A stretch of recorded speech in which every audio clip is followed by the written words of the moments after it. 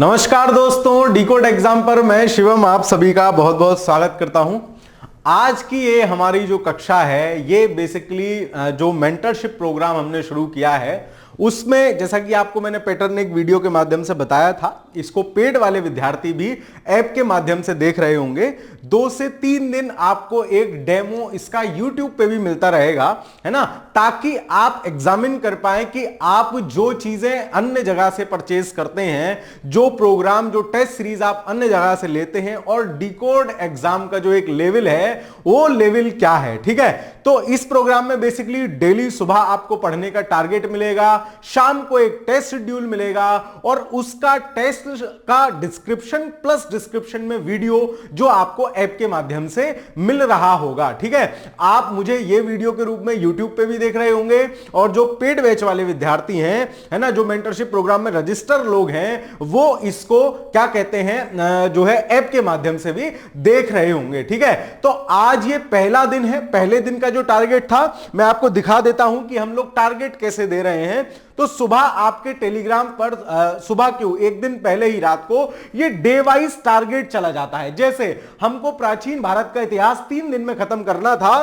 तो हमने उसके हिसाब से टॉपिक कैटेगराइज किए और ना कि कैटेगराइज किए बल्कि जैसे मान लीजिए ये सिंधु सभ्यता है, मैं हल्का सा जूम करके आपको दिखा देता हूं। जैसे ये सिंधु सभ्यता है तो सिंधु सभ्यता में भी हमें क्या क्या चीज पढ़नी चाहिए जो आपको कतई नहीं छोड़नी चाहिए, वो चीज देखिए यहां इंक्लूडेड है। जैसे आपको सिंधु सभ्यता का विस्तार पूरा पश्चिम उत्तर दक्षिणी आपके दिमाग में होना चाहिए। काल गणना किस समय की वो है, महत्वपूर्ण स्थल और उनकी अवस्थिति, किस नदी किनारे कौन सा स्थल, दवा के मैचिंग में यह सवाल पूछा जाता है, महत्वपूर्ण स्थल और उनसे प्राप्तियां कहां से क्या क्या मिला है, ये फैक्ट खूब आपसे मैचिंग में पूछे जाते हैं। अगर आपने प्रीवियस ईयर क्वेश्चन किए हैं तो आपको सवालों का आइडिया होगा। संस्कृति, समाज और अर्थव्यवस्था और उसका पतन कैसे हुआ।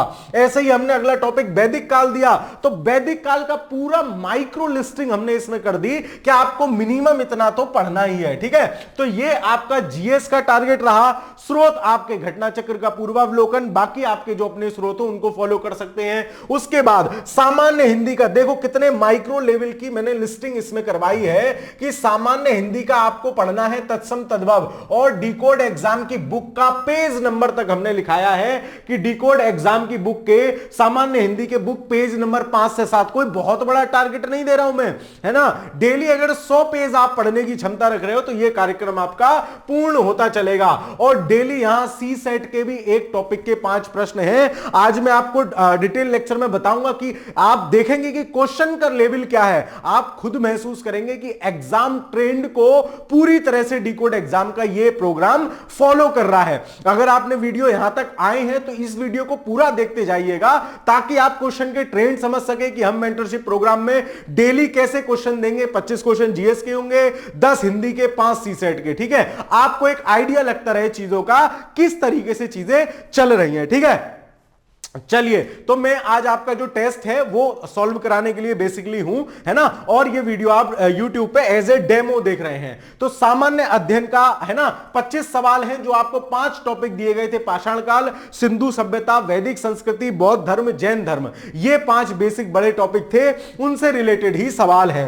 पुरा पाषाण काल से सबसे पहले सवाल देखते हैं। पुरा पाषाण कालीन युग में क्लीवर और चापर का संबंध किससे था। देखो याद नहीं होता है ना, मैं आपको, मेरा एक काम यह भी रहता है कि मैं आपको चीजें याद करा दूं। ठीक है, तो क्या है क्लीवर और चापर। अब आपको यह तो पता है कि ये दोनों क्या हैं, ये दोनों जो है औजार से रिलेटेड चीजें थी। चॉपर क्या होता था, जैसे आजकल का चॉपर आपने देखा है जिससे आप एकदम कट कट कट कट प्याज काट लेते हो, जिससे आप एकदम कुछ भी टमाटर मिर्चा विर्चा सब काट लेते हो। तो चॉपर क्या होता था, जिसपे एक तरफ धार होती थी। समझना, इतने डिटेलिंग में भी सवाल जा सकता है। चॉपर वो होता था जिसपे एक तरफ धार होती थी। और क्लीवर, है ना, क्लीवर को मैं याद रख लेता हूं क्लेवर से। तो भाई आजकल के जो लोग क्लेवर होते हैं ना, चालाक प्रकृति के होते हैं, दोनों तरफ धार होती है जी, दोनों तरफ से काट देते हैं। तो क्लेवर क्या था, जिसमें दोनों तरफ द्विधारी, दोनों तरफ धार होती थी। और चॉपर क्या था, जिसमें एक तरफ धार होती थी। और ये बेसिकली किससे संबंधित है, ये संबंधित है आपके अनाजों से। ठीक है, सॉरी, औजारों से।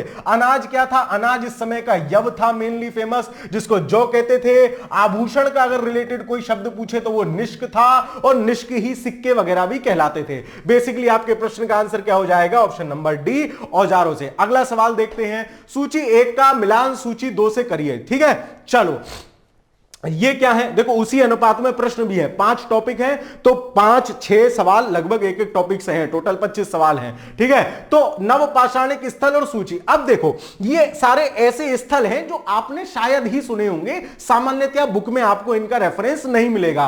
पय्यमपल्ली का रेफरेंस एनसीईआरटी में मिलता है, सेनुअर का रेफरेंस एनसीईआरटी में मिलता है। लेकिन मैं कह रहा हूं कि आपको इसमें से कुछ भी ना पता हो, यहां क्वेश्चन सॉल्विंग का आपका अप्रोच क्या होना चाहिए? मैं लगाऊंगा कॉमन सेंस। जैसे फॉर एग्जांपल पय्यमपल्ली जैसा मुझे ऐसा लग रहा है कि कुछ साउथ जैसा नाम हो, तो साउथ जैसा अगर नाम होगा तो या तो आंध्रा का होगा या तमिलनाडु का होगा। मोस्ट प्रोबेबल जो होगा वो होगा तमिलनाडु के साथ में जाऊंगा। मतलब मैं देखूंगा डी का 4 किसमें है, मुझे मिल गया डी का 4 इसमें। और अगर आपने एनसीईआरटी फॉलो कर रखी है तो आपको पता होगा पय्यमपल्ली जो स्थल है वो तमिलनाडु में है, डी का 4। हमेशा कहता हूं भले ही इस बार की परीक्षा का थोड़ा सा ट्रेंड चेंज हुआ हो, लेकिन अगर इतने कठिन प्रकृति का सवाल आएगा तो उसके ऑप्शन एकदम सरल होंगे, जहां आप एक को पकड़ के ही, एक के कान पकड़ के ही ऑप्शन का कान पकड़ सकते हो। ठीक है, तो इसका क्या हो जाएगा? इसका हो जाएगा डी का 4। फिर पलवाय जो है वो आपके आंध्र प्रदेश में पड़ता है, सेनुअर आपका जो है सेनुअर आपके बिहार में पड़ता है, मतलब ए का दूसरा होगा, बी का पहला, सी का तीसरा।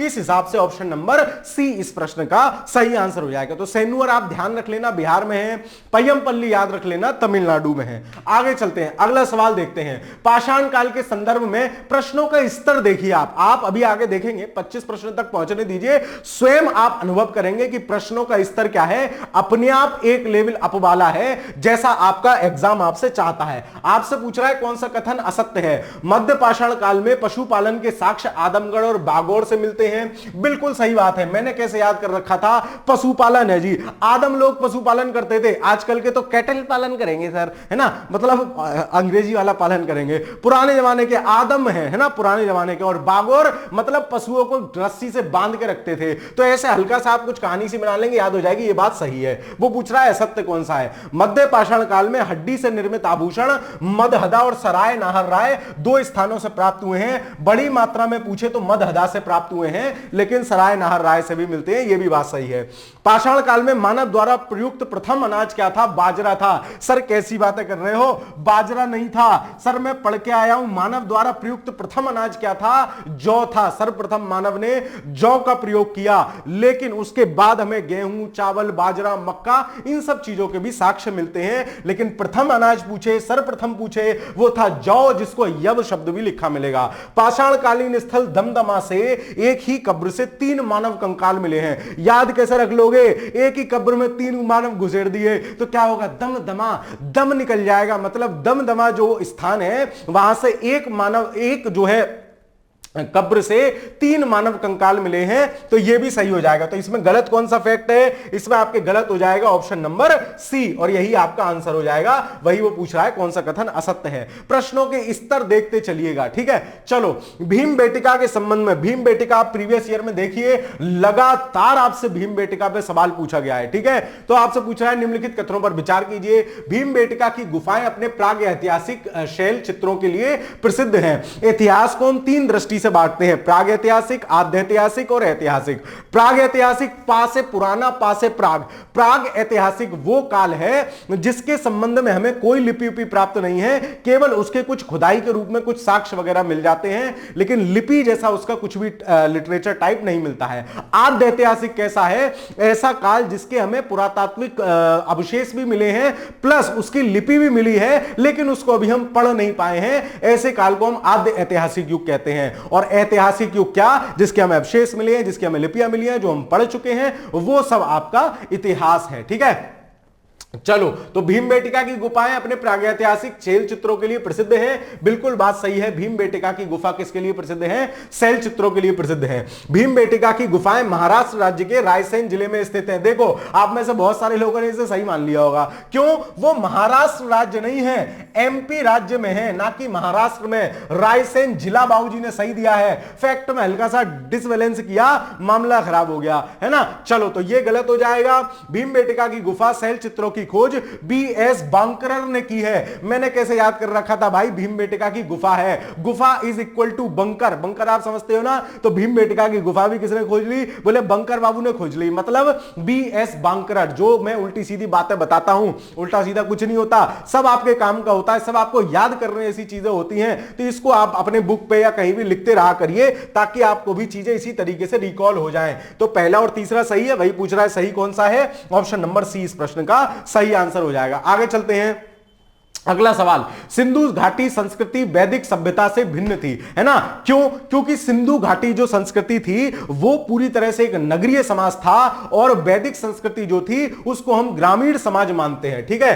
क्यों थी, क्योंकि इसके पास लोहे और रक्षा के शस्त्रों का ज्ञान का अभाव था, किसके पास, सिंधु के पास, है ना। सिंधु में आप देखोगे लोहा कहीं से प्राप्त नहीं होता है, प्लस हमारे क्योंकि सिंधु सभ्यता में कहीं लड़ाई झगड़े वाला कोई कॉन्सेप्ट हमें नहीं दिखता है, युद्ध विद्ध वाला कॉन्सेप्ट नहीं दिखता है ना, तो इनके पास लोहे और रक्षा ज्ञान का अभाव था, बात सही है। इनके पास विकसित शहरी जीवन की सुविधाएं थी, इस कारण भी भिन्नता है, क्यों, क्योंकि वैदिक सभ्यता तो एक ग्रामीण सभ्यता मानी जाती है, जबकि सिंधु सभ्यता के जो लक्षण हैं वो एक बेहतरीन सी नगरीय सभ्यता के लक्षण हैं, ठीक है। इसके पास चित्रलेखीय लिपि थी, बात सही है, सिंधु सभ्यता की लिपि जो है वो चित्रलेखीय लिपि है ना, हम जानते हैं चित्रलेखीय लिपि है और वो लिपि अभी तक पढ़ नहीं पाए हैं हम। तो क्या होगा, क्यों भिन्न थी, क्योंकि उपयोग सभी, इन सभी कारणों से वो भिन्न थी। अच्छे सवाल हैं, एक लेवल के सवाल हैं, ठीक है। आगे चलते हैं, हड़प्पा सभ्यता के संदर्भ में निम्नलिखित में से कौन सा सुमेलित नहीं है, स्थान और उसके खोजकर्ता कौन है या वहां अनुसंधानकर्ता कौन रहे हैं।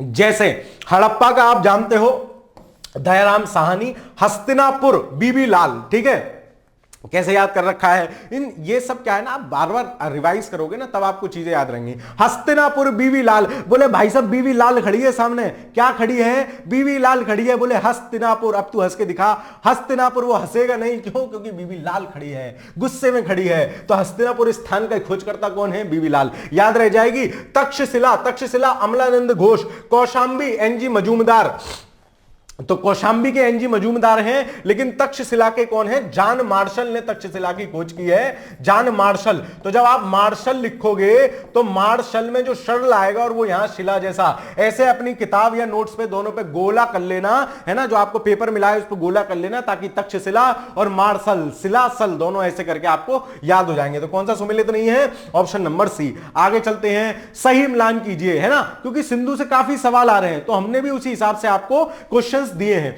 प्राचीन स्थल और कहां से क्या क्या मिला है, जैसे लोथल, आप जानते हो ये जो गुजरात वाला एरिया है यहां पड़ता है लोथल, और लोथल एक क्या था, लोथल एक बंदरगाह नगर था, या मैं कहूं गोदीवाड़ा था, ठीक है। बंदरगाह को जो शब्द यूज हुआ है वो हुआ है गोदीवाड़ा, या अंग्रेजी में कह सकते हैं डॉकयार्ड, ठीक है। तो एक का दूसरा देखो, एक का दूसरा कहां है, इसमें है, इसमें है, दो ऑप्शन वैसे ही हट गए।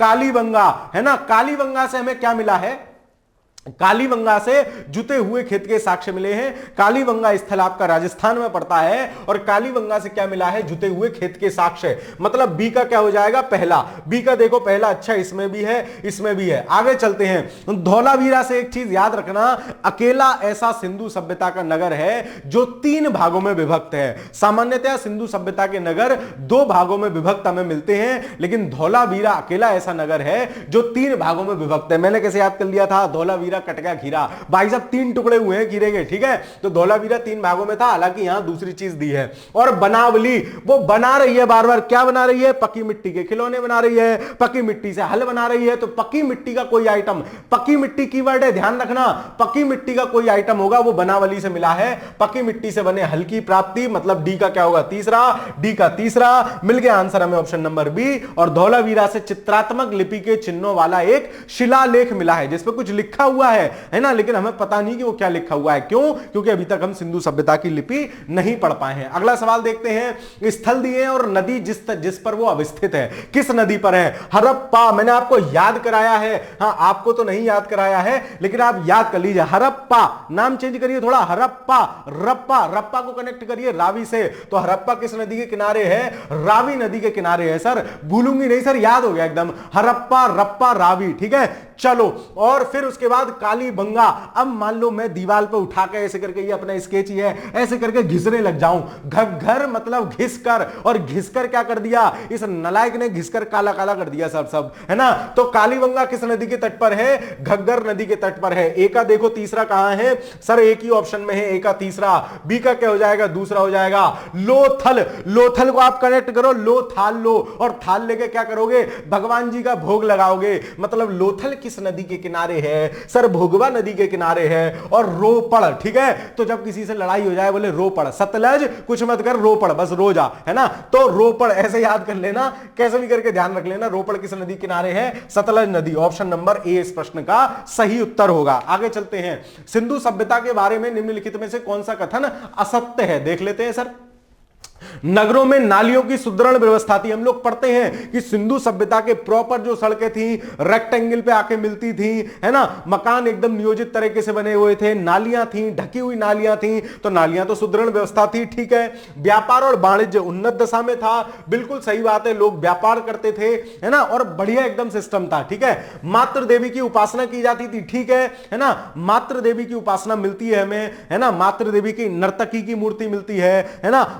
उर्वरता की देवी की मूर्ति मिलती है, जिनके गर्भ से क्या है पौधा निकलता हुआ दिखाया गया है, वो सब मिलता है। लोग लोहे से परिचित थे, यही एक चीज हमें आइटम नहीं मिल पाया है कि लोग लोहे से परिचित थे, ठीक है। तो लोग लोहे से परिचित सिंधु सभ्यता के नहीं थे, क्यों? क्योंकि लोहे के साक्ष्य कहीं भी नहीं मिल रहे हैं। तो नमे का क्या आंसर हो जाएगा? ऑप्शन नंबर डी, डी असत्य है। अगला देखते हैं। स्थापित सिंधु घाटी सभ्यता जिन नदियों के तट पर बसी थी वे थी, ठीक है। तो सिंधु घाटी की सभ्यता जिन नदियों के तट पर बसी थी वे कौन सी थी? देखो, सिंधु के तट पर थी, इसी वजह से तो इसका नाम सिंधु है। चिनाब, झेलम ये सब इसकी सहायक नदी है, लेकिन गंगा के तट पर बसने का कोई प्रमाण नहीं है। गंगा नदी के आसपास कोई भी जो है स्थल नहीं मिला है। सबसे पूर्वी स्थल भी जो है वो आलमगीरपुर है उत्तर प्रदेश का, जो किस नदी किनारे है? हिंडन नदी के किनारे है। गंगा से कोई मतलब नहीं है। जिनमें चार हो उनमें हटाते चलो, 1 2 3 ऑप्शन सही हो जाएगा। सिंधु, चिनाब, झेलम के किनारे खूब सारे नगर मिलते हैं। जैसे सिंधु के किनारे कौन से नगर हैं? मोहनजोदड़ो है,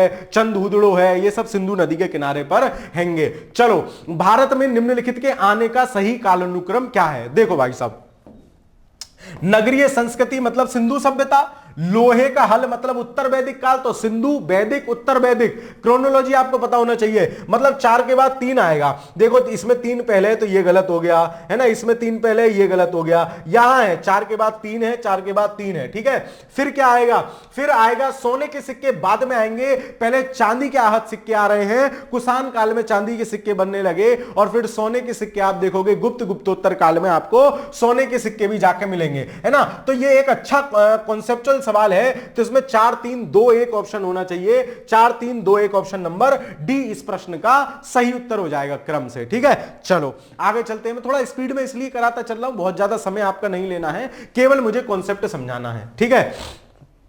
चलो, सिंधु घाटी सभ्यता के संदर्भ में निम्नलिखित कथनों पर विचार कीजिए। यह प्रमुखतः लौकिक सभ्यता थी तथा उसमें धार्मिक तत्व यद्यपि उपस्थित था पर वर्चस्वशाली नहीं था। इसका क्या मतलब है कि लौकिक सभ्यता थी, लोग जो है आसपास के जीवन को जीते थे, धार्मिक वो था, पशुपतिनाथ की मूर्ति मिलती है ना, मातृ देवी की उपासना करते लोग मिलते हैं, लेकिन वर्चस्वशाली नहीं था कि वही सर्वोच्च है या वही सब कुछ मैनेज कर रहे हैं, ऐसा कुछ नहीं था। तो बात बिल्कुल सही है, ठीक है। चलो, उस काल में भारत में कपास के वस्त्र बनाए जाते थे, बिल्कुल बनाए जाते थे। कपास के वस्त्र लोग पहनते थे, है ना। महिलाएं और पुरुषों के वस्त्र प्रायः समान प्रकृति के होते थे, थोड़ा सा डिफरेंस उनमें होता था। तो दोनों कथन सही है, 1 और 2 दोनों सही है। तो आप याद रखोगे कपास के वस्त्र सिंधु सभ्यता में हमें मिलते हैं। आगे चलते हैं। निम्नलिखित में से वैदिक साहित्य का सही क्रम क्या है? वैदिक साहित्य बेसिकली है क्या? वैदिक साहित्य में हमारे चारों वेद, वेद के बाद उनके ब्राह्मण ग्रंथ, सबके ब्राह्मण ग्रंथ हैं। जैसे ऋग्वेद का है कौशितकी और ऐतरे, है ना। और फिर आ जाते हैं आपके इसी प्रकार से सारे वेदों के क्या कहते हैं ब्राह्मण ग्रंथ हैं, फिर उनके आरण्यक हैं, फिर उपनिषद हैं। ये सही क्रम है, मतलब वैदिक संहिताएं हैं, वैदिक संहिताओं के ब्राह्मण ग्रंथ हैं, मतलब उनकी डिटेलिंग है एक तरह से, ठीक है, डिटेलिंग है अलग अलग ब्राह्मण ग्रंथों में। फिर ब्राह्मण ग्रंथ के आरण्यक हैं, और फिर गुरु के निकट बैठ के लिखे गए उन्हीं चीजों पर जो है उपनिषद हैं, है ना। तो प्रमुख उपनिषद 13 माने जाते हैं, 11 जो है प्रॉपर संकलित हैं, 2 और 13 प्रमुख उपनिषद माने जाते हैं, है ना। पुराण की संख्या आपको ये सब अलग अलग मिल सकती है ना। मैं उस आधार पर बता रहा हूं जो प्रॉपर प्रचलन में है, तो आप संख्या पे मत जाइएगा, क्रम ध्यान रखिएगा। सबसे पहले वेद हैं, वेदों के ब्राह्मण ग्रंथ हैं, ब्राह्मण ग्रंथों के आरण्यक हैं, फिर उपनिषद है, ठीक है। एक अच्छा सवाल है, कॉन्सेप्चुअल सवाल है, ये सवाल पेपर में आने लायक जैसे प्रकृति के सवाल हैं, ठीक है। चलो फिर इसमें देख लो कुछ और शब्द हो, तो इसमें एक देखो आपको स्मृतियां शब्द दिख रहा होगा, तो स्मृतियां क्या है? स्मृतियां इनके बाद, है ना, समाज के लिए कुछ नियम कानून के लिए जो चीजें लिख दी गई वो आपकी स्मृतियां हैं। फॉर एग्जांपल याज्ञवल्क्य की स्मृति है, मनु स्मृति है ना। इस तरीके से विभिन्न विद्वानों ने जो है समाज के नियम कानून, समाज कैसे संचालित हो, उन पे चीजें लिखी हैं, वो आपको स्मृतियां हैं। प्रमुख 20 स्मृतियां मानी जाती हैं। चलो, आध्यात्म ज्ञान के विषय में नचिकेता और यम का संवाद किस उपनिषद में प्राप्त होता है? तो देखो, यम और नचिकेता संवाद कर रहे हैं। भाई साहब संवाद क्या हो गया? बड़ा कठिन हो गया सर। संवाद कैसा हो गया?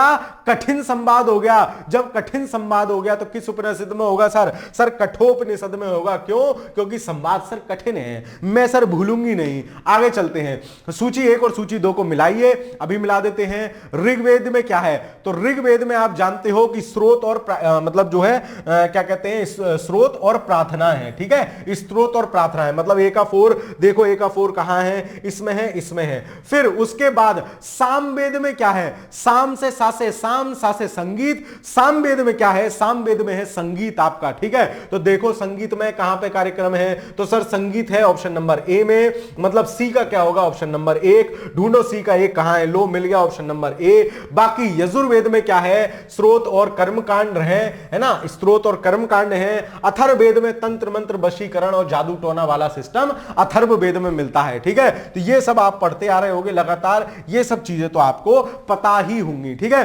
तो प्रश्नों का स्तर आप देख रहे हैं, एक भी प्रश्न हम इसमें सिंगल स्टेटमेंट वाला नहीं दे रहे हैं, ठीक है। एक आध दो प्रश्न जो इंपॉर्टेंट है, बार बार पूछे गए हैं, वो भले ही आपको सिंगल स्टेटमेंट वाले मिल जाएंगे, लेकिन मैक्सिमम सवाल आपको क्या है? एक लेवल वाले सवाल मिल रहे हैं, जो आपकी इस बार की आरओ की परीक्षा का लेवल था। देखो भाई, बहुत बेहतरीन सा सवाल है। धर्म तथा ऋत भारत की प्राचीन वैदिक सभ्यता के केंद्रीय विचार को चित्रित करते हैं। धर्म क्या है? धर्म के 10 लक्षण बताए गए हैं, ठीक है, जिनमें बहुत सारे श्लोक के माध्यम से 10 लक्षण धर्म के बताए गए हैं। और ऋत क्या है? धर्म और ऋत में बेसिकली क्या डिफरेंस है? ऋत जो है वो नैतिक विधान है, प्राकृतिक विधान है ना। जैसे मान लो सूरज सुबह निकल रहा है तो ऋत है, वो प्राकृतिक विधान है ना। तुम जो है रात होने पर सो जाओगे, सामान्यतः सब लोग सो जाएंगे, बादल होगा तो बारिश आएगी, ये सब ऋत हैं, नैतिक विधान है। तो धर्म और विचार करें, इस संदर्भ में निम्नलिखित कथनों पर विचार कीजिए, ठीक है। चलो, धर्म व्यक्ति के दायित्व एवं स्वयं तथा दूसरे के प्रति व्यक्तिगत कर्तव्यों की संकल्पना है, ठीक है। धर्म क्या है? धर्म आपको बताता है कि आपको क्या काम करने चाहिए, आपके लेवल पे बता रहा है, वो धर्म है ना। तो ठीक है, ये बात सही हो गई। ऋत मूलभूत नैतिक विधान है, मैं आपसे कह रहा हूं प्राकृतिक नियम है, प्राकृतिक नियम है, मूलभूत नैतिक विधान है, जो सृष्टि और उसमें अंतर्निहित सारे तत्वों के क्रियाकलाप को संचालित करता था। बेसिकली आप 2 बात याद रखो। धर्म क्या है?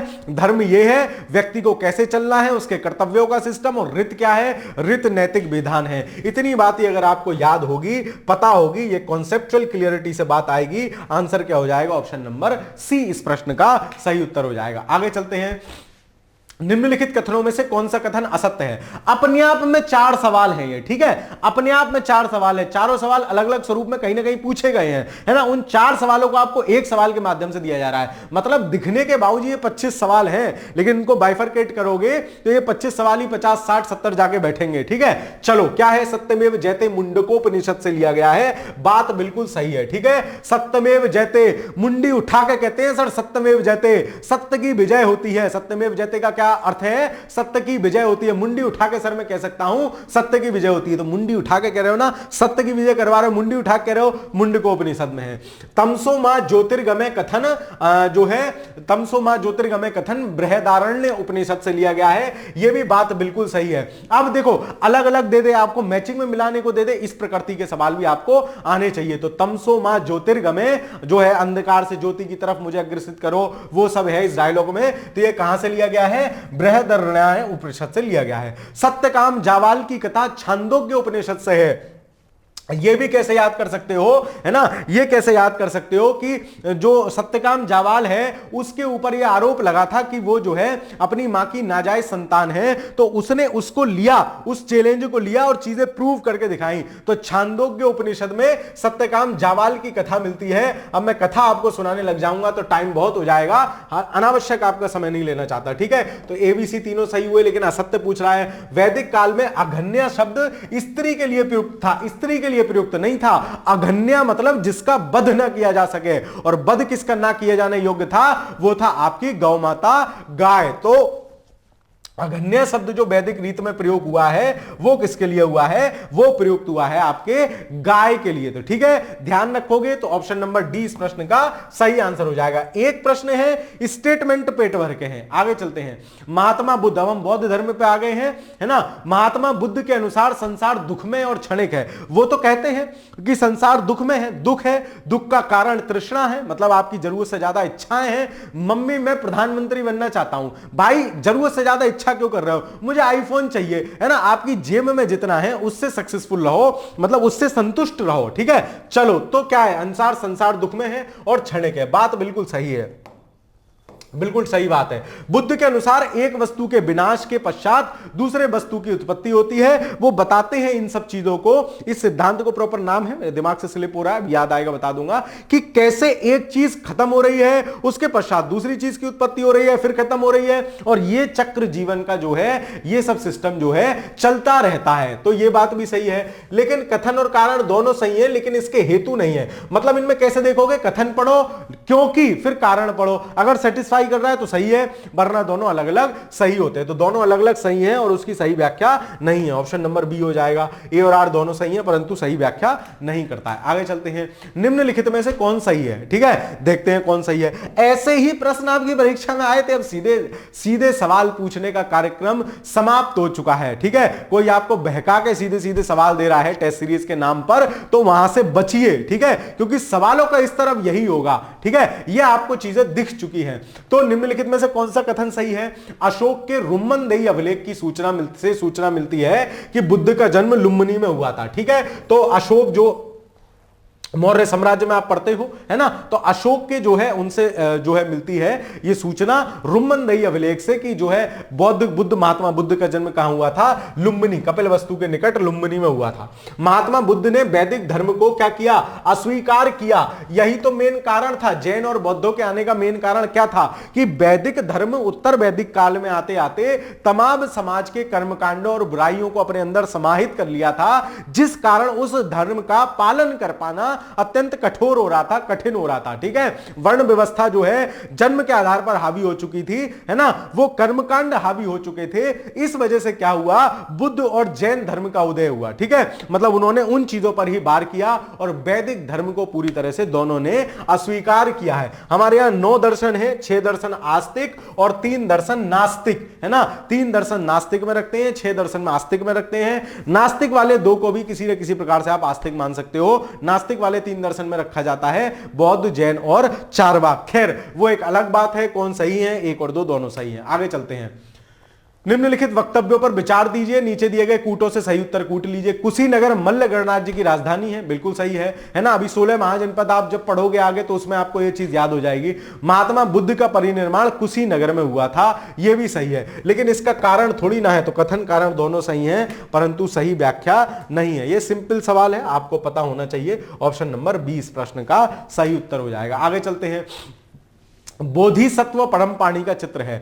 बोधिसत्व क्या है? बोधिसत्व बौद्ध धर्म की एक जो है कॉन्सेप्ट है, जिसमें जो क्या होता है, निर्वाण की प्राप्ति करने से जो है निर्वाण की प्राप्ति की ओर अग्रसर व्यक्ति अन्य लोगों को भी निर्वाण प्राप्ति में सहायता दिलाता है। निर्वाण मतलब मोक्ष वाला सिस्टम समझ लीजिए कि मोक्ष की प्राप्ति हो जाएगा। तो बोधिसत्व पद्म पाणी का चित्र आपको कहां मिलता है? अजंता की गुफाओं में मिलता है। ऑप्शन नंबर ए इस प्रश्न का सही उत्तर हो जाएगा। अब देखो कौन सा युग्म संगत नहीं है? जैन तीर्थंकर दिए और उनका प्रतीक चिन्ह दिया है। देखो भाई साहब, ठीक है, ये थोड़ा केड़ा सवाल है, कठिन सवाल है। जैसे अराहनाथ मछली, जैसे आपको 3-4 याद होने चाहिए। जैसे अरिस्टेनेमी है 22 में, ठीक है, तो अरिस्टेनेमी का शंख है। फिर पार्श्वनाथ आते हैं तो पार्श्व से सर्प याद रख लोगे, है ना। फिर महावीर स्वामी आते हैं, तो इस तरीके से लास्ट वाले तो याद होने चाहिए। जैसे अरहनाथ लगभग 14वें तीर्थंकर हैं, 14वें या 18वें है, ठीक है। तो अरहनाथ को आप कैसे याद कर सकते हो? मछली। तुम्हारा कोई दोस्त मछली पकड़ के ले आया, तुम कह रहे हो अरे अरे नाथ थोड़ी बहुत दया कर ले। अरहनाथ मतलब अरे नाथ थोड़ी बहुत दया कर ले, मछली मछली मत पकड़ा कर भाई। तो ये सही है। अरिस्टेनेमी क्या है? अरिस्टेनेमी 22वें तीर्थंकर है, इनका जो है प्रतीक चिन्ह शंख था। पार्श्वनाथ 24वें थे, उनका सर्प था।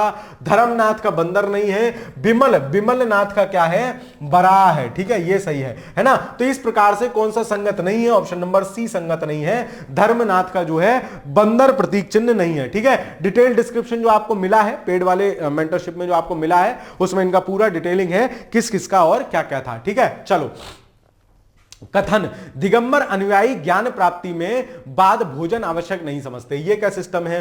श्वेतांबर और दिगंबर जो है, दो जो है इनकी जो है शाखाएं हो गई, एक श्वेतांबर और दिगंबर, ठीक है। अब जब श्वेतांबर और दिगंबर हो गए, श्वेतांबर मतलब वो जैन धर्म के, श्वेतांबर मतलब वो जो श्वेत वस्त्र पहन रहे हैं, है ना, और दिगंबर मतलब वो जो नग्न रह रहे हैं, ठीक है, नग्न रह रहे हैं। अभी भी एक जो समाधि को प्राप्त हुए थे, तो दिगंबर अनुयायी जो है वो ज्ञान प्राप्ति के बाद बोले अब ज्ञान की प्राप्ति हो गई, अब भोजन आवश्यक नहीं है, और भोजन ना लेते हुए भी जो है समाधि में लीन हो जाते हैं। बात ये सही है। दिगंबर संप्रदाय के अनुसार महावीर स्वामी विवाहित थे? नहीं, दिगंबर संप्रदाय मानता है कि महावीर स्वामी अविवाहित थे, ठीक है। थोड़ा सा कठिन फैक्ट है, ऐसे फैक्ट भी कभी कभी आपसे परीक्षा में पूछे जा सकते हैं। ये गलत होगा, कथन सही होगा। तो कथन सही है परंतु कारण गलत है। तो 23वें प्रश्न का आंसर क्या हो जाएगा? Option number C. चलो, जैन धर्म का आरंभिक इतिहास हमें कल्पसूत्र से ज्ञात होता है। कल्पसूत्र, भगवती सूत्र, ये सब जैन ग्रंथ का आरंभिक, जैन धर्म का आरंभिक इतिहास बताते हैं कि जैन धर्म में चीजें कैसे कैसे थी, क्या क्या था। तो कथन सही है, ये सब आपने पढ़ा ही होगा। दिव्यावदान एक जैन ग्रंथ है? नहीं, दिव्यावदान एक बौद्ध ग्रंथ है, ठीक है। दिव्यावदान क्या है? एक बौद्ध ग्रंथ है। ये किसी ना किसी रूप में प्रीवियस ईयर में सवाल पूछे गए हैं, ठीक है। ये प्रीवियस ईयर में सवाल पूछा गया है किसी ना किसी रूप में। तो ये सही है परंतु कारण गलत है। तो इसका भी ऑप्शन नंबर सी इस प्रश्न का भी उत्तर हो जाएगा। आगे चलते हैं। ऋग्वैदिक कालीन देवताओं के संदर्भ में निम्नलिखित कथनों में से असत्य कथन का चयन कीजिए। देख लेते हैं। अग्नि के लिए ऋग्वेद में 250 सूक्त समर्पित है, ठीक है। अग्नि एक प्रमुख देवता थे, 250 सूक्त अग्नि को समर्पित थे। वरुण का मुख्य कार्य मनुष्य और देवताओं के बीच मध्यस्थता स्थापित करना था। कैसे? कि अग्नि प्रज्वलित हो रही है, देवताओं को खुश करने के लिए अग्नि प्रज्वलित हो रही है, तो वरुण के माध्यम से जो हम अग्नि में स्वाहा कर रहे हैं, वो वरुण के माध्यम से, हवा के माध्यम से देवताओं के पास पहुंच रहा है, ऐसा माना समझा जाता था। तो वरुण का काम मनुष्य और जो है देवताओं के मध्य संबंध स्थापित करना था। मतलब कथन 1 और 2 दोनों सही हैं, ठीक है। कथन 1 और 2 दोनों सही हैं। इस हिसाब से आपका क्या हुआ? जीएस वाले हमने सवाल सारे कर लिए। डेली नियमित रूप से आपको 25 सवाल से इसके मिलेंगे। 2-3 दिन डेमो यूट्यूब पे रहेगा इस प्रोग्राम का, मेंटरशिप प्रोग्राम का, ताकि आप में से कुछ और लोग भी अगर जुड़ना चाहें, जो देखना चाहें कि हम किस तरीके से चीजें करा रहे हैं, तो वो देख सकते हैं। प्रश्नों का स्तर आपने देख लिया है। अब देखते हैं हिंदी के प्रश्नों का स्तर। हिंदी में हमने आपको तत्सम तद्भव पढ़ने दिए थे, 3 पेज तत्सम तद्भव पढ़ने दिए थे। 3 पेज से ही 10 सवाल यहां बनाए गए हैं। देखते हैं, ठीक है। निम्नलिखित तत्सम तद्भव युग्मों में से कौन सा युग्म संगत नहीं है? ये तद्भव है, ये तत्सम है। जैसे बांध का बंधा नहीं होता है, बंधा तो हम आम भाषा में बोल देते हैं, क्या कोई वैसा है तो बोल देते हैं कि भैया बंधा है ना, मतलब बांध है। तो बांध तो तद्भव शब्द है और उसका तत्सम शब्द होता है बंध, ठीक है। तत्सम शब्द कौन से होते हैं? तत्सम, सम मतलब उसके समान, मतलब जैसे संस्कृत या प्राकृत भाषा में थे वैसे तत्सम शब्द आ गए, वैसे ही समान रूप से शब्द आम बोलचाल की भाषा में हो या वैसे शब्द हो, उनको कहते हैं तत्सम। और तद्भव मतलब जिनका उत्पत्ति तत्सम से हुई है। जैसे बंद है तो बंद से अब आम बोलचाल भाषा में बांध आता है। और मैं आपको एक बात बता दूं, ये जो चंद्र बिंदु वाला आइटम होता है ना, प्रायः तद्भव शब्द होते हैं। जैसे यहां का क्या होता है? अत्र, ये सही है, वही पूछा है कौन सा सम्मिलित नहीं है, ए ही होगा। भैंस का क्या होता है? बेस, ये भैंस नहीं है, भेस है, ठीक है। भेस का क्या होता है? बेश होता है, सही शब्द वेश होता है। कहते हैं ना भेस बना के जो है तुम जो है ड्रामा करते रहते हो, कभी रोमंटा का भेष बना लोगे, कभी जो है इतना प्रेम दिखाओगे, तो इस तरीके तो वेश होता है। आषाढ़ नहीं होता है, आषाढ़ सही शब्द होता है। प्रायः ये वाला सा जहां होता है वो प्रायः तत्सम शब्द होते हैं, और ये वाला सा जहां होता है वो प्रायः तद्भव शब्द होते हैं। प्रायः मैं इसलिए युक्त कर रहा हूं, एक आध जगह पर बाद आपको मिलेगा। इसका आंसर क्या हो जाएगा? Option number A. ऐसे ही सवाल पूछे गए थे, डायरेक्ट हलवा कराने कोई मतलब नहीं है, ठीक है। ये इसकी व्याख्या इन्होंने दे दी, आपको डिटेल में मिली होगी। चलिए ऑप्शन नंबर ए आगे देखते हैं। निम्नलिखित में से कौन सा शब्द तद्भव है? देखो ये तत्सम है, कर्म इसका क्या होता है? कर्म, ठीक है। घृत इसको बोलते हैं घी, ठीक है। फिर आयसु हास्य, हास्य को बोलते हैं हंसी, ठीक है। तो इसमें से जो तद्भव शब्द है वो है आपका आयसु। बाकी ये सब क्या है? ये सब तत्सम शब्द हैं। और आयसु का क्या तत्सम शब्द होता है? वो होता है आपका आदेश, ठीक है, आदेश। तो ऑप्शन नंबर सी इस प्रश्न का सही उत्तर हो जाएगा। निम्नलिखित कथनों में से कौन से कथन सत्य हैं? अमित का तत्सम शब्द क्या है? अमित्र, ठीक है। जैसे मीत, मित्र के आजा तुझको पुकारे मेरे गीत रे, मेरे मीत रे, गाना सुना है आपने? तो मेरे मीत रे मतलब मित्र रे को पुकार रहा है वो। तो मित्र क्या है? मित्र तत्सम शब्द है, ठीक है, बात बिल्कुल सही है। दृष्टि एक तद्भव शब्द है, सिल एक तत्सम शब्द है। उल्टा दिया है, दृष्टि एक जो है तत्सम शब्द है ना। मैं आपको बता रहा हूं ये वाला सा जहां देख लोगे वो तत्सम का उदाहरण है। तो दृष्टि क्या है? तत्सम शब्द है, इसका दीठ बोल सकते हैं, ऐसा कहीं कहीं लिखा मिलेगा। और सिल क्या है? सिल एक तद्भव शब्द है, जिसपे बटना जो है चटनी नहीं पीसते हैं तो उसको बोलते हैं सिल, सिलबट्टा वाली चटनी। तो सिल क्या है? तद्भव शब्द है, जबकि इसका तत्सम क्या होगा? वो होगा शिला, ठीक है, शिला, ठीक है। तो ये दोनों गलत हैं। कौन सा सही है? ऑप्शन नंबर केवल एक सही है। अमित का तत्सम क्या होगा? अमित्र होगा। आगे देखते हैं, देखो वही दिया है डी, कथन केवल एक सत्य है। आगे चलते हैं। निम्नलिखित में से कौन सा युग्म संगत नहीं है? थामना, स्तंभन, ठीक है, चकवा, चकवाक, परस, स्पर्श, चीता, चित्रक। देखो कितना माइन्यूट क्वेश्चन है, ऐसे सवाल भी आपकी परीक्षा में रखे मिलेंगे। चकवाक को चक्रवाक बोलते हैं, ना कि चकवाक, ठीक है। तो चक्रवाक, बाकी स्तंभन, थामना बिल्कुल ठीक है। परस, परस मतलब स्पर्श, किसी का स्पर्श हो गया, आहा सर आनंद की प्राप्ति हो गई, तो परस है। चीता को क्या बोलते हैं? चित्रक भी बोलते हैं, एक इसका तत्सम और होता है। तो इनमें से क्या जो है सही नहीं है? चकवाक, क्योंकि चकवाक को चकवाक नहीं चक्रवाक होता है, ठीक है। चलो आगे दिया हुआ है आपके, चकवाक का तत्सम चक्रवाक होता है। चलिए निम्नलिखित में से कौन कौन से शब्द तत्सम हैं? देखते हैं भाई साहब कौन कौन से वो जो है शब्द तत्सम है। जैसे बधू, बानर, हड्डी, बिंदी। तो इनमें कौन कौन से जो है वो तत्सम है वो देख लेते हैं। कौन कौन से तत्सम है? इनमें से हो जाएंगे आपके बधू तत्सम है, ठीक है। बधू का क्या बोलते हैं? अखबार में ऐड नहीं देखा आपने? बधू चाहिए, बर चाहिए, है ना। तो बधू क्या है? तत्सम है। और बहु क्या है? बहु तद्भव है। तो एक होगा, तो एक इन दोनों में है। फिर देख लेते हैं हड्डी, हड्डी नहीं होता, हड्डी का अस्थि होता है, ठीक है। तो अस्थि जो है उसका तत्सम है, हड्डी तो हम आम बोलचाल में बोल देते हैं। बानर जो है, बानर आपका तत्सम शब्द है, बानर को बोलते हैं बंदर, ठीक है। ये वाला बा प्राय तत्सम में होता है, ठीक है। तो बानर तत्सम शब्द है। बिंदी नहीं है, ठीक है। बिंदी एक और तीन हो जाएगा, एक और तीन क्या है आपके? तत्सम है, ठीक है। देखो इसका बहु है, बिंदी का तत्सम बिंदु होता है, ठीक है, बिंदु होता है, ना कि बिंदी कुछ नहीं होता। जैसे मैंने आपको कह दिया, एक ये बना दिया गोला सा यहां, मैं आपसे कहूं ये बिंदी है, तो ये बिंदी नहीं है दोस्त। बिंदी में कहूंगा तो मैं तद्भव बोल रहा हूं, मैं कहूंगा ये बिंदु है तो मैं आपको तत्सम शब्द का यूज कर रहा हूं। आगे चलते हैं। निम्नलिखित में से कौन सा शब्द तद्भव है? तद्भव मतलब जो आम बोलचाल की भाषा में हम खराब करके बोल रहे हैं। जैसे अटाला, तो अटाला अट्टाला करके होगा, अनाज कुछ नहीं होता। युक्ति और ज्ञान तो तत्सम है, लेकिन वो हमसे तद्भव पूछ रहे हैं, तो अटाला और अनाज दोनों तद्भव होंगे। ऑप्शन नंबर सी इस प्रश्न का आंसर हो जाएगा, 3 4, है ना। तो ज्ञान और युक्ति तत्सम है, जबकि अटाला और अनाज शब्द तद्भव है। ज्ञान का जान होता है कि तुम कितना जानते हो, मैं तुमसे कहूं तुमको कितना ज्ञान है और तुमको कितना जानते हो, तो जानना क्या हो जाएगा, तद्भव शब्द हो जाएगा, जबकि ज्ञान तत्सम है। युक्ति का तद्भव जुक्ति या जुगति होता है कि यार कोई जुगति लगाओ भाई, हैं, और मैं यही कह रहा हूं कोई युक्ति लगाओ, तो मैं बात कर रहा हूं तत्सम शब्द में। मैं कह रहा हूं कोई जुगत लगाओ, कोई जुक्ति लगाओ, तो मैं बात कर रहा हूं तद्भव में। ठीक है, चलो। अटाला का तत्सम रूप अट्टाल होता है। ठीक है, अटाला का क्या होता है, अट्टाल होता है। ठीक है, अट्टाल, ठीक है, याद रखोगे। और अनाज का तत्सम अन्न होता है, अन्न और अनाज, है ना, यह आप आम बोलचाल में भी देखते होंगे। आधा अमरूद पक्षी लेकर उड़ गया, इस वाक्य में कितने तद्भव शब्द हैं, देखो 3 इसमें वो हैं बेसिकली। लेकर कुछ नहीं होता, लेकर का तत्सम तद्भव कुछ नहीं होगा, उड़ का कुछ नहीं होगा। आधा का क्या होगा, अर्ध होगा, मतलब ये तद्भव है। क्या पूछा है, तद्भव। अच्छा, तो एक तद्भव अमरूद नहीं होता, अमरूत होता है, ता होता है, तो दूसरा तद्भव। और पक्षी तो ठीक है, ठीक है, पक्षी तो ठीक है, पक्षी तत्समी शब्द है।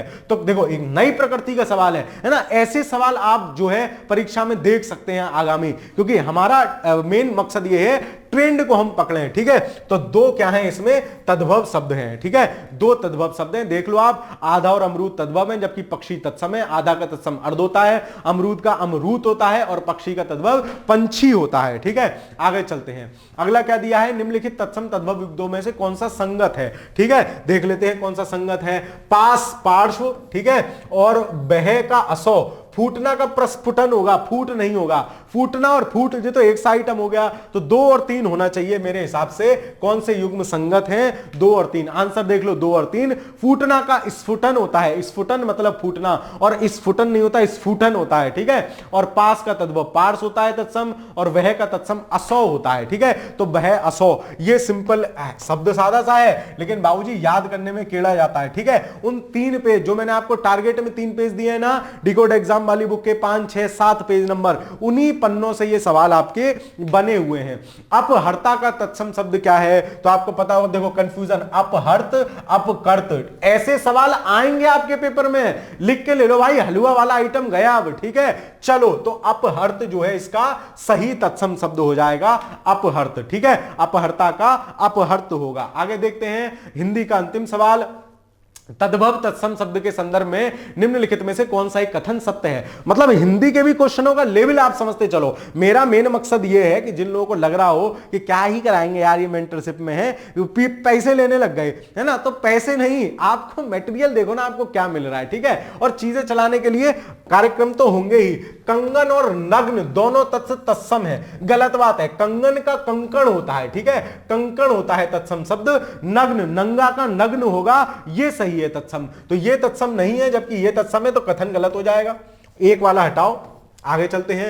अनत का तत्सम अन्यत्र होता है, बिल्कुल बात सही है। अनत कहीं चले जाओ या अन्यत्र कहीं चले जाओ, कहीं और चले जाओ। चांद और कांटा दोनों शब्द तद्भव है, बिल्कुल सही है। नहीं भूल पाओ तो याद रखना, जहां चंद्र बिंदु होगा प्राय तद्भव होगा, तो 2 और 3 दोनों हो जाएंगे। 2 और 3 कथन सत्य हैं। ठीक है, चलिए, तो ए ऑप्शन हो जाएगा इसका, कथन 2 और 3 सत्य हैं। अब आ जाते हैं अपन रीजनिंग पे, है ना, मतलब सी सेट में। सी सेट में जो पहला आज के दिन का टॉपिक था आपका, 2-2 दिन हम एक एक टॉपिक देखते चलेंगे, तो मोटे मोटे 10 सवाल, है ना।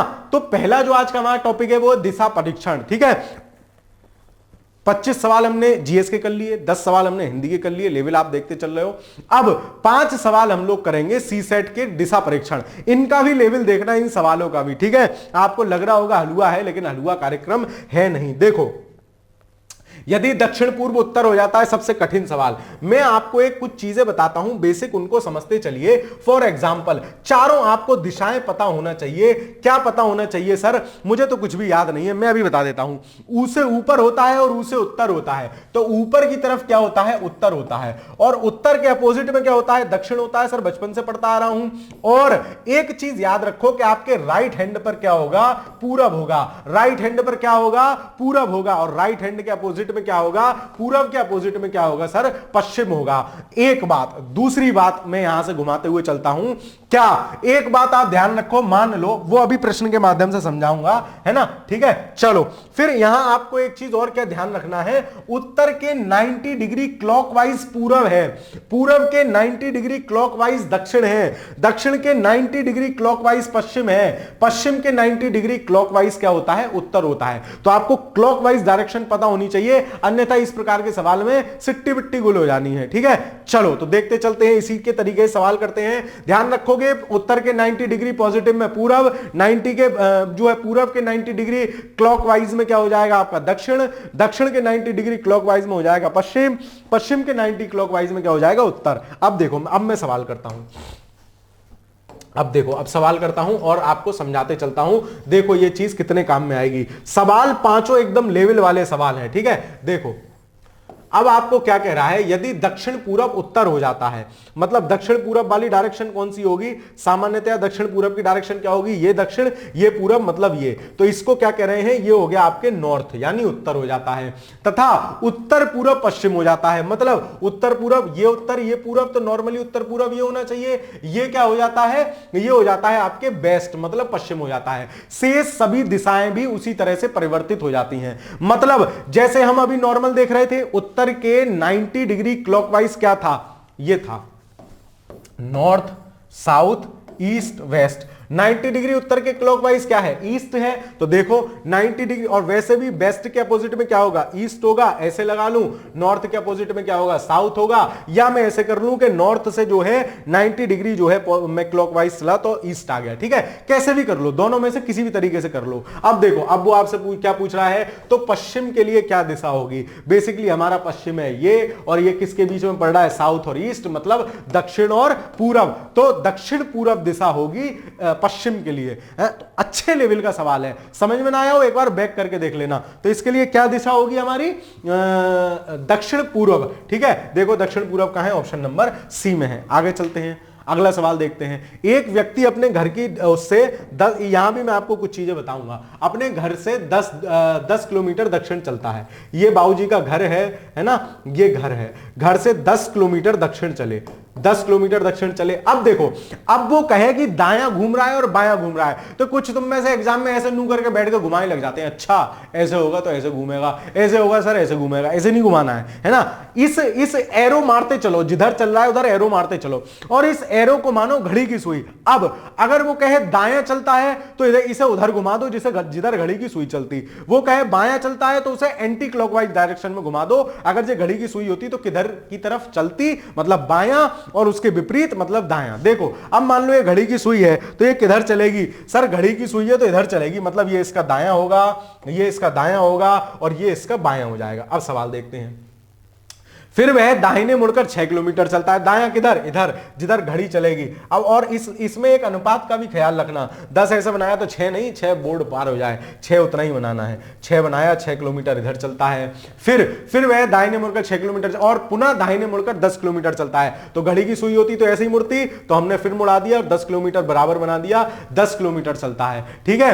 अंततः वह दाहिने घूमता है, अब ये घड़ी की सुई होती तो घड़ी की सुई ऐसी तो घूमती, तो दाहिने घुमाओ, दाहिने घूमता है और 5 किलोमीटर चलता है, मतलब 5 किलोमीटर चल लिया। अपने घर से कितनी दूर है, ये डिस्टेंस कितनी है, 1 किलोमीटर, ये 5 1 बची, 1 किलोमीटर वो अपने घर से दूर है। ऑप्शन नंबर सी। ऑप्शन आपको ऐसे दिए कंफ्यूज हो जाओगे, सवाल सरल है लेकिन ऑप्शन कठिन है। आगे चलते हैं। 4 सड़कें हैं, बेहतरीन प्रकृति का सवाल है, ठीक है। 4 सड़कें हैं, देखो 4 सड़कें मैंने आपको बना दी, ठीक है। क्या कह रहा है, लिखते चलो प्रश्न के हिसाब से। मैं दक्षिण दिशा से आया हूं, तो मैं यहां पे खड़ा हूं, मतलब मैं दक्षिण दिशा की तरफ खड़ा हूं, या मैं कहूं मैं दक्षिण दिशा से आया हूं, ये मैं हो गया, ठीक है। मैं खड़ा हूं, भाई साहब आप नहीं खड़े हो, मैं दक्षिण दिशा की तरफ से आया हूं, है ना, और मंदिर जाना चाहता हूं, लेकिन मुझे पता नहीं भाई साहब मंदिर कहां है, मंदिर जाना चाहता हूं। अब देखो दाहिनी ओर की सड़क, मतलब मैं इधर से आया हूं तो मैं इधर से आया हूं तो मेरा मुंह ऐसे ही तो होगा ना, मान लो ये मैं हूं तो मेरा मुंह ऐसे ही होगा। अब इस एरो का दायां किधर होगा? जिधर घड़ी की सुई घूमेगी सर, घड़ी की सुई घूमेगी इधर, मतलब इस एरो का दाहिना कौन सा हो गया? ये। और ये कौन सा हो गया? इस एरो के लिए बाहिना हो गया। भाई मैं खड़ा हूं तो मेरा मुंह इधर ही होगा ना। चलो, तो दाहिनी ओर की सड़क, मतलब ये वाली सड़क मुझे कॉफी हाउस से दूर ले जाती है। मतलब क्या है? मतलब कॉफी हाउस होगा इधर, कॉफी हाउस होगा इधर, तो ये वाली सड़क मुझे कॉफी हाउस से दूर ले जाती है, जबकि सीधी सड़क एक कॉलेज की ओर जाती है। मैं इधर से आ रहा हूं, सीधी सड़क किधर जाएगी? कॉलेज की ओर जाएगी। एक आइटम रह गया, क्या? मंदिर। ठीक है, एक क्या चीज रह गई? मंदिर। और मंदिर ही भाई सब जाना चाह रहे थे, तो मंदिर किस दिशा में है? ये कौन सी दिशा है? सर अभी आपने बताया राइट हैंड पे पूरब होती है। मंदिर किस दिशा में है? पूरब दिशा में है। बेहतरीन लेवल का सवाल है, अच्छे लेवल का प्रश्न है। आगे चलते हैं। यदि किसी घड़ी की सुई में 12:15 बजे हैं, बजा दो 12:15, क्या दिक्कत है? ये रही सर घड़ी, ये रहे 12, ये रहे 3 घंटे वाली सुई होगी सर यहां, और मिनट वाली सुई होगी यहां। बज गए सर 12:15, कोई दिक्कत नहीं है, बजा लिए। अब क्या कह रहे हैं? और घंटे वाली सुई पूर्व की दिशा को इंगित करती है। नॉर्मली ये कौन सी दिशा होती है? सर नॉर्मली ये उत्तर दिशा होती है, लेकिन भाई साहब कह रहे हैं ये पूरब है, कोई दिक्कत नहीं है। और तो मिनट वाली सुई के विपरीत कौन सी दिशा होगी? ये वाली डायरेक्शन हमसे पूछ रहा है। अब देखो, ईस्ट वेस्ट नॉर्थ साउथ में ये पूरब था, ये पश्चिम था, ये उत्तर था, ये दक्षिण था। ठीक है, अब हमसे वो क्या पूछ रहा है? इसके यानी मिनट वाली सुई के अपोजिट वाली डायरेक्शन कौन सी होगी, ये हमसे पूछ रहा है। तो मिनट वाली सुई की डायरेक्शन कौन सी होगी? पूरब के क्लॉकवाइज, है ना? या मैं कहूं इसके अपोजिट वाली डायरेक्शन कौन सी होगी? पूरब के एंटी क्लॉकवाइज। बात समझ में आ रही है? तो पूरब के एंटी क्लॉकवाइज देख लो कौन सी डायरेक्शन है। क्लॉकवाइज जाते दक्षिण आती है, एंटी क्लॉकवाइज जाते तो नॉर्थ आएगी। मतलब इसके मिनट वाली सुई के अपोजिट वाली डायरेक्शन कौन सी होगी? वो होगी आपके नॉर्थ, मतलब उत्तर। ठीक है, एंटी क्लॉकवाइज क्योंकि गए तो वो क्या होगी? उत्तर। ऑप्शन नंबर डी इस प्रश्न का सही उत्तर हो जाएगा। अंतिम सवाल। एक डाकिया डाकघर से श्री सिंह के घर को पहुंचने के लिए उत्तर दिशा में 7 किलोमीटर चलता है। डाकिया है, 7 किलोमीटर गए चाचा। ठीक है, कहां पहुंच गए? श्री सिंह के घर पहुंच गए। ठीक है, श्री सिंह के घर पहुंचने के लिए उत्तर दिशा में 7 किलोमीटर चला, फिर बाएं घूम गए, बाएं घूमकर 4 किलोमीटर चले। अब दाएं घूमते तो घड़ी की सुई की दिशा में घुमाते, बाएं घूमे हैं 4 किलोमीटर। ठीक है, 4 किलोमीटर बाएं चलकर श्री कुमार के घर पहुंच गए। तो ये किसका घर है? एसके का घर है, श्री कुमार जी का घर है। वहां से दाईं ओर घूमकर 3 किलोमीटर चले। अब यहां से दायां घुमाओ, यहां से दायां घुमाओ, ये घड़ी की सुई तो इधर तो बायां घूम जाएगी, इधर दायां घुमाए, 3 किलोमीटर इधर चले और किसके घर पे पहुंच गए? श्री शर्मा के घर पे पहुंच गए। SHARMA, शर्मा जी के घर पहुंच गए। ठीक है, तो क्या पूछ रहे हैं? तो श्री शर्मा और श्री सिंह के घर के बीच की दूरी कौन सी है? शर्मा जी रहे ये, सिंह साहब रहे ये वाली दूरी हमसे पूछी गई है। ये बन गया ट्रिपलेट, ये 4 है, ये 3 है। पाइथागोरस प्रमेय लग जाएगी इसमें। क्या आंसर होगा? 4 का स्क्वायर, कर्ण का स्क्वायर बराबर आधार का स्क्वायर प्लस लंब का स्क्वायर, मतलब 16 प्लस 9 बराबर 25, अंडर रूट 25, मतलब ये डिस्टेंस कितनी हो जाएगी? 5 किलोमीटर। श्री सिंह और श्री शर्मा के घर की दूरी कितनी हो जाएगी? ये हो जाएगी आपकी 5 किलोमीटर। ऑप्शन नंबर ए इस प्रश्न का सही उत्तर हो जाएगा। इस हिसाब से आपके पहले दिन का जो डिकोड एग्जाम का मेंटरशिप प्रोग्राम था, उसमें जो 40 क्वेश्चन थे उनको हमने हल किया। प्रश्नों का स्तर आपने देखा, प्रोग्राम कैसे संचालित हो रहा है ये आपने देखा। अगर अभी भी आप चाहते हैं एडमिशन हो जाए तो आप लोग एक बार टीम से बात कर लीजिएगा। आपको जो नंबर दिया गया था, संभव है कि कुछ सीटें शायद शेष रह गई हो तो आपका एडमिशन हो जाए। इस हिसाब के कार्यक्रम को चलाते हैं हम, इस हिसाब से पढ़ाते हैं हम डंडा लेकर। ठीक है, तो इस तरीके से कार्यक्रम चलता है। आप अगर चाहते हैं इस प्रोग्राम से जुड़ना तो दिए गए नंबर पर संपर्क कर लीजिए, या फिर जो डिकोड एग्जाम का ऑफिशियल नंबर है उस पर भी आप कॉल मैसेज करके पूछ सकते हैं। मिलता हूं आपको फिर किसी सी बढ़िया सी वीडियो में। तब तक के लिए खुश रहिए, पढ़ते रहिए। धन्यवाद।